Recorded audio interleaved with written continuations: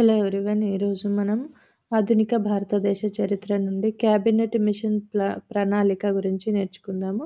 Cabinet machine ప్రణాళిక 1946 మార్చి 8. ఇది దీనినే కమిటీ అని కూడా అంటారు. క్యాబినెట్ మిషన్ ప్లాన్ 1946 మార్చి మే కమిటీ అని కూడా అంటారు.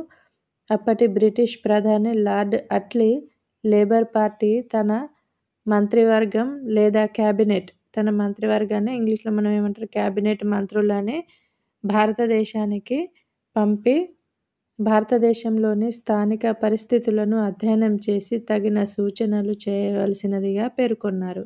ఈ కమిటీ ఎక్కడి నుండి వచ్చింది?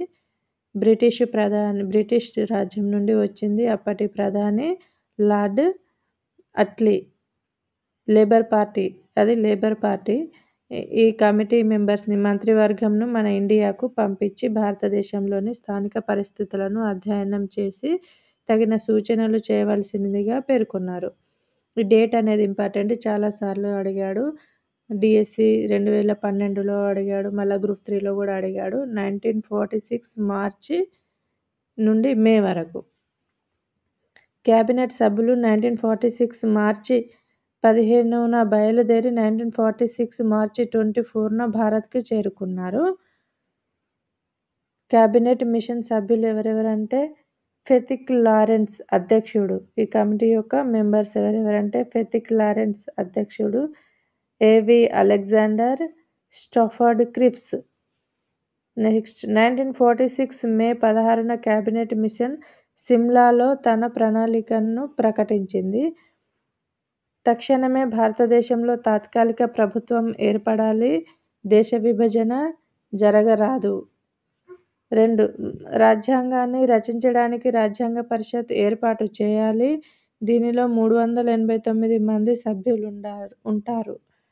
నెక్స్ట్ రాష్ట్రాల నుండి 292 మెంబర్స్, సంస్థానాల నుండి 93, చీఫ్ కమిషనర్ పాలనలో ఉన్న రాష్ట్రాల నుండి 4, మొత్తం 389 మంది ఉంటారు. 10 లక్షల జనాభాకు ఒక ప్రతినిధి చొప్పున రాష్ట్రాల ప్రతినిధులను పంపాలి. నెక్స్ట్ 3వది భారతదేశంలోని ప్రాంతాలను A-B-C అని గ్రూపులుగా విభజించబడతాయి. అది అమలులోకి రాలేదు. విభజించబడతాయని ఈ కమిటీ చెప్పింది కానీ అది అమలులోకి రాలేదు.